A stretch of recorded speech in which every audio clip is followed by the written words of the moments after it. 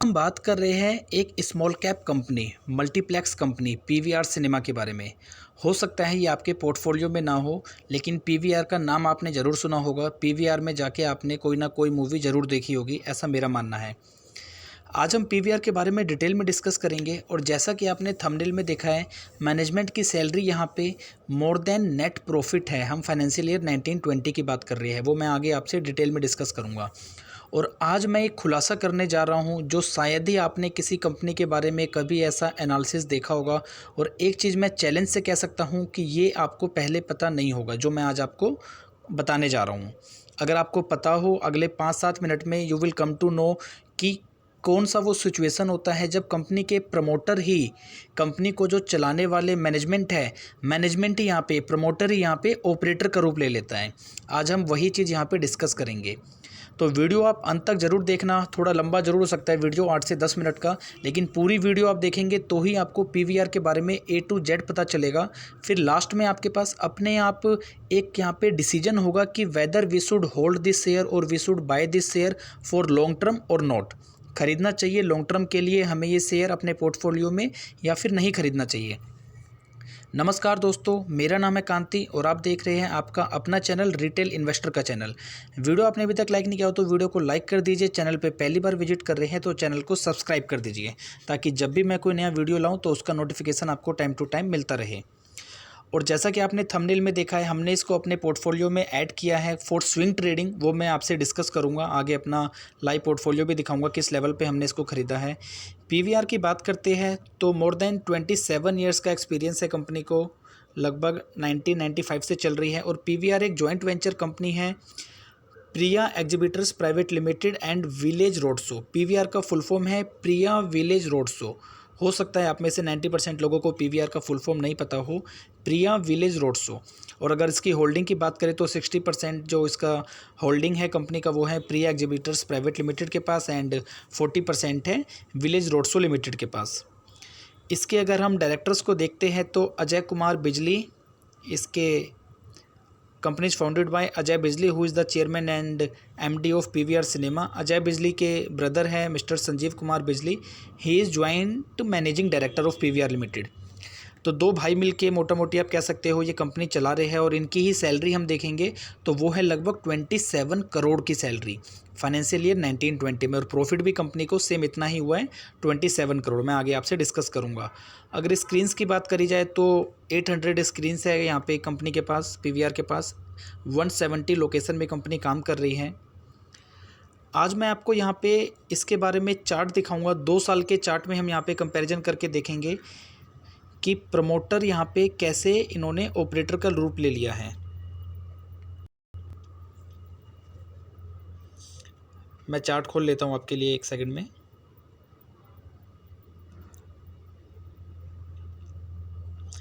मैं यहाँ पे आपको समझाना क्या चाह रहा हूँ, पहले वो मैं आपको थोड़ा गाइड कर दूँ कि प्रमोटर का अगर हम यहाँ पे शेयर होल्डिंग पैटर्न देखते हैं तो लगभग वो पहले 18-19 के % आसपास हुआ करता था।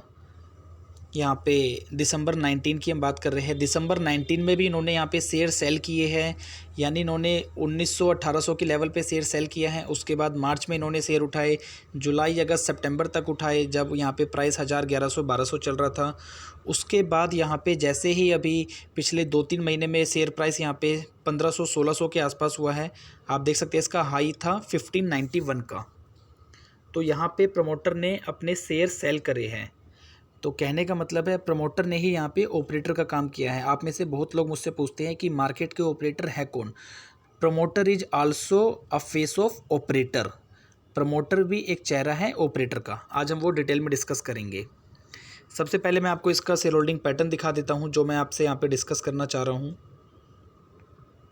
और जैसा कि मैंने आपको बताया था, मैं गारंटी से कह सकता हूँ ये चीज़ आपको पहले नहीं पता होगी और आपने सोचा भी नहीं होगा कि कोई कंपनी का मैनेजमेंट, किसी कंपनी का प्रमोटर खुद ही ऑपरेटर बन सकता है अपनी ही कंपनी के शेयर प्राइस को फ्लक्चुएट करने के लिए। अब आई डोंट नो कि सेबी इस पर कोई स्टेप क्यों नहीं उठाता है, क्योंकि ये प्रमोटर का अपना वैसे डिसीजन होता है कि कब शेयर मुझे खरीदने हैं या कब बेचने हैं। अगर हम बात करते हैं यहाँ पे प्रमोटर के स्टेक की, आप देख सकते हैं यहाँ पे जून 18 एंड सितंबर 18 में ये स्टेक हुआ करता था प्रमोटर का 20.25 यानी 20% का। मार्च 19 तक ये रहा 20.25 और जून 19 में इन्होंने थोड़ा सा डिक्रीज कर लिया 0.01, जिससे हमें कोई दिक्कत नहीं है। उसके बाद आप देखेंगे सितंबर 19 में प्रमोटर ने यहाँ शेयर सेल करे हैं एंड दिसंबर 19 में भी सेल करे हैं, यानी सितंबर से लेके दिसंबर तक प्रमोटर ने यहाँ पे अच्छा खासा स्टेक सेल किया है। जून 19 में कंपनी के पास यहाँ पे 20.24 स्टेक था। अब अगर आप कोविड को ध्यान से पीछे जाके देखोगे तो आपको पता चलेगा सितंबर अक्टूबर से ही कोविड का वेव यहाँ पे स्टार्ट हो गया था। हालांकि इंडिया में वो आते आते दिसंबर जनवरी का टाइम था, लेकिन अगर वर्ल्ड की हम बात करते हैं यूएस चाइना की, तो वहाँ पे अगस्त सितंबर से ही कोविड वेव स्टार्ट हो गया था।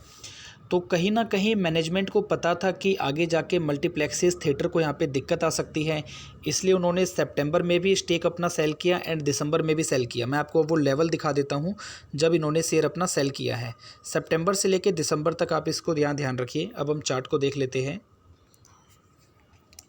सितंबर 19 से लेकर दिसंबर 19 तक अगर हम सितंबर में प्राइस देखते हैं, सितंबर में प्राइस था यहाँ पे लगभग 2019 की हम बात कर रहे हैं 1800-1900 के आसपास। तो यहाँ से कंपनी ने सेलिंग स्टार्ट किया, हो सकता हो 1860-70 कहीं भी बेचा हो, यहाँ पे भी बेच सकते हैं 1770 के आसपास यहाँ पे बेचा हो, और फिर दिसंबर तक इन्होंने सेल किया है। तो आप देख सकते हैं 1800 के लेवल तक कंपनी ने यहाँ सेल किया, और हो सकता है अगर यहाँ पे स्टार्टिंग में ही सितंबर में बेच दिया हो तो 1870 का भी लेवल आया है। यहाँ पे आप देख सकते हैं 1863 इसने हाई मारा था। कोई बड़ी बात नहीं है, 1863.72 पे प्रमोटर भाई साहब भी अपना शेयर सेल करके निकले हो यहाँ से। तो सितंबर से दिसंबर तक आपने देखा, जब उनको लगा कि अब कोविड की दिक्कत आने वाली है इंडिया में भी, तब इन्होंने यहाँ पे दिसंबर तक शेयर सेल करे अपने 1800 में। हालांकि उसके बाद यहाँ पे शेयर ज़रूर भागे। यहाँ पे आप देख सकते हैं हाई लगभग 2000-2100 का इसने मारा था। 1800 के बाद भी ये 10% इंक्रीज हुआ था। उसके बाद कोविड की जैसे ही वेव यहाँ पे इंडिया में आई तो फटाक से आप देख सकते हैं यहाँ पे शेयर प्राइस डाउन होके 700 का इसने लो मारा था। अब हम देखते हैं कि प्रमोटर ने शेयर को ख़रीदा कब है। सेलिंग हमने देख लिया 1800 के आसपास करा है, उसके बाद ख़रीदा कब है देखते हैं।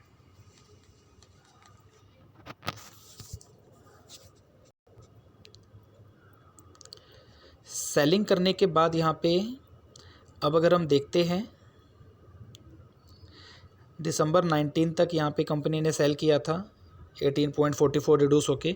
उसके बाद प्रमोटर ने शेयर ख़रीदे हैं मार्च 20 में, जून 20 में एंड सितंबर 20 में।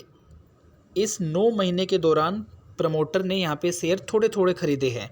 हालांकि ज़्यादा नहीं खरीदे क्योंकि इनको भी आगे कंफर्म नहीं था कि आगे क्या सिचुएशन होने वाली है, लेकिन जैसे ही इनको अच्छा खासा डिस्काउंट मिला जो सेलिंग प्राइस था वहाँ से, तो इन्होंने दिसंबर 19 के मुकाबले आप देख सकते हैं स्टेक अपना थोड़ा थोड़ा इंक्रीज किया है। पहले 0.54, देन 0.56, देन सितंबर में 0.79। अब हम देखते हैं मार्च से लेकर सितंबर तक क्या शेयर का प्राइस यहाँ पे चल रहा था।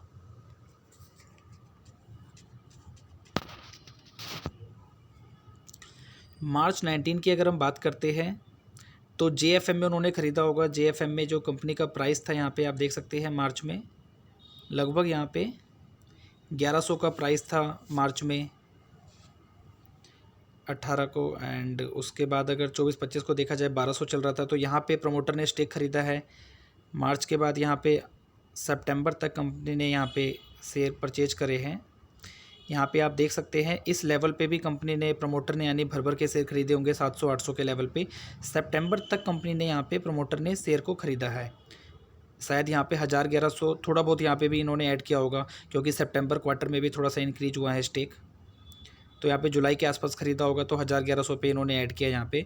तो आप देख सकते हैं पहले प्रमोटर ने शेयर यहाँ पे सेल किया 1800 पे, फिर ख़रीदा उन्होंने यहाँ पे 800 से लेके 1000 के रेंज पे। अब वापस जब ख़रीदा तो उसके बाद क्या हुआ, यहाँ अगर कोई प्रमोटर अगर अपने शेयर गिरावट में ख़रीदता है तो उससे हमें किसी प्रकार की कोई दिक्कत नहीं है, अनटिल एंड अनलेस हिज और management sales his share for a profit. अगर ये प्रॉफिट बुक ना करे यहाँ पे यानी नीचे ख़रीद के यहाँ ये सेल नहीं करता तो मुझे इससे कोई दिक्कत नहीं होती। मैं इतना डिटेल में आपको नहीं बताता 5 से 7 मिनट में, केवल मैं आपको ये समझाना चाह रहा हूँ क्योंकि यहाँ पे कंपनी ने ख़रीदने के बाद 800-1000 के लेवल पे यहाँ पे सेल किया है। वो अब हम देख लेते हैं किस लेवल पे इन्होंने सेल किया है।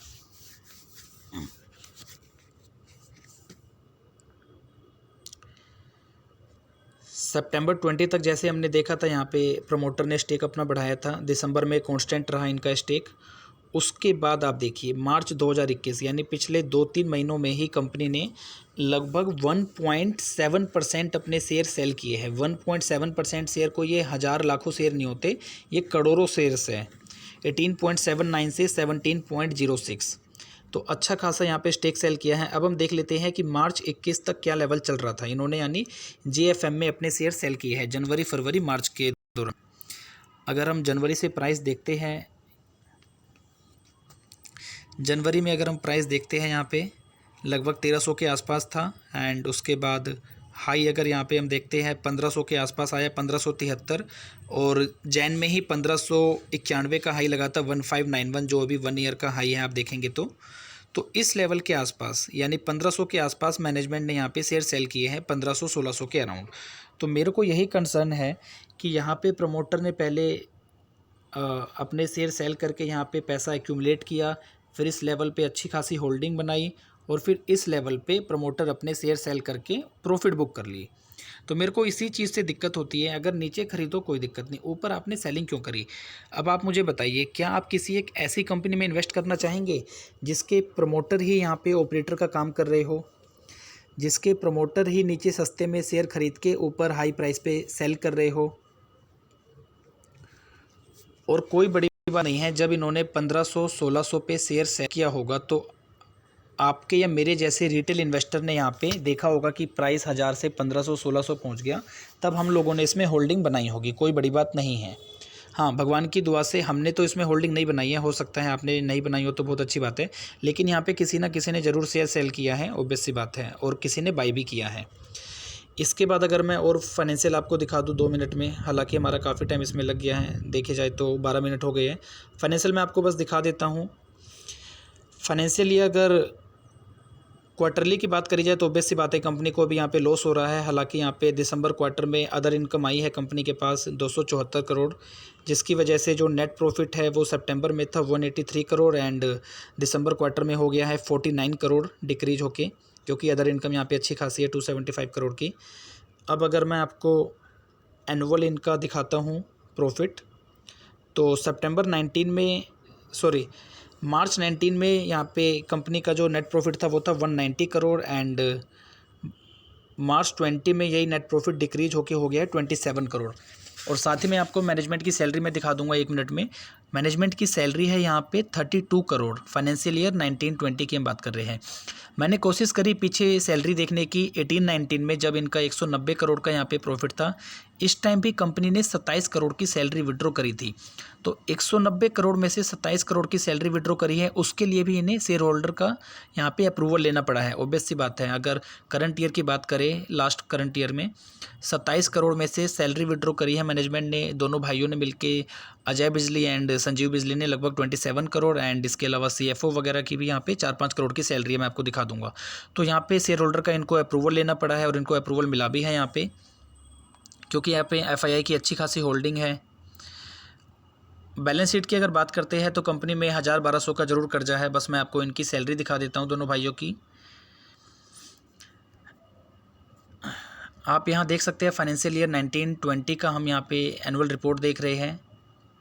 डायरेक्टर्स MD है मिस्टर अजय बिजली, इनकी जो सैलरी है वो है लगभग 16.5 crore, and whole time director है मिस्टर संजीव कुमार, उनकी सैलरी है लगभग 11 करोड़। टोटल सैलरी अगर हम देखते हैं दोनों भाइयों की मिला के, तो ये हो जाता है मोर देन 27 करोड़, जो कि इनका नेट प्रॉफिट था। इसमें अगर हम अदर डायरेक्टर्स की सैलरी देखते हैं तो वो नॉर्मल सी सैलरी है लगभग 45 लाख की, कोई दिक्कत वाली बात नहीं है। अगर CFO की सैलरी देखते हैं मिस्टर नितिन सूद, तो ये भाई साहब अच्छी खासी सैलरी विड्रॉ कर रहे हैं मोर देन 3.6 करोड़ की। तो यहाँ पे लगभग 4.25 करोड़ ये भी एक सैलरी का पार्ट है मैनेजमेंट का। तो 27/4 31 32 करोड़ यहाँ पे मैनेजमेंट की सैलरी है, जो कि मुझे बिल्कुल भी समझ नहीं आता है। तो अब आप मुझे बताइए, क्या आप एक ऐसी कंपनी में इन्वेस्ट करना चाहेंगे जिसका प्रमोटर अगर देखा जाए नेट प्रॉफिट से ज़्यादा यहाँ पे सैलरी विड्रॉ कर रहा हो।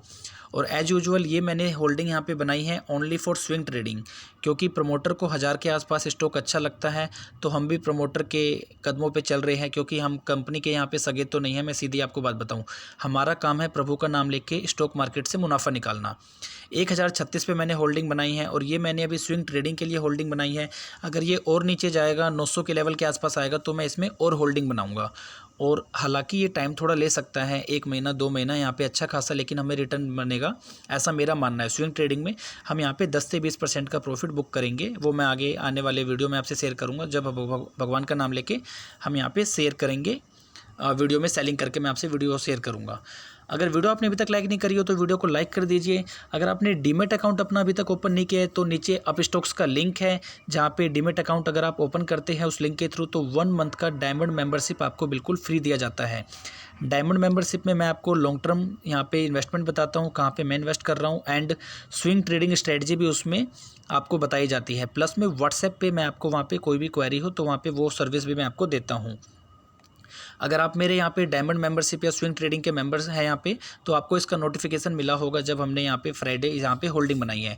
अगर हम पिछले 3 दिन देखते हैं, 14 के बाद 15, 16 एंड 12 को जब मार्केट गिरी थी, तो 12, 15, 16 को हमने आई थिंक 12 से 14 शेयरों में हमने यहाँ पे होल्डिंग बनाई है।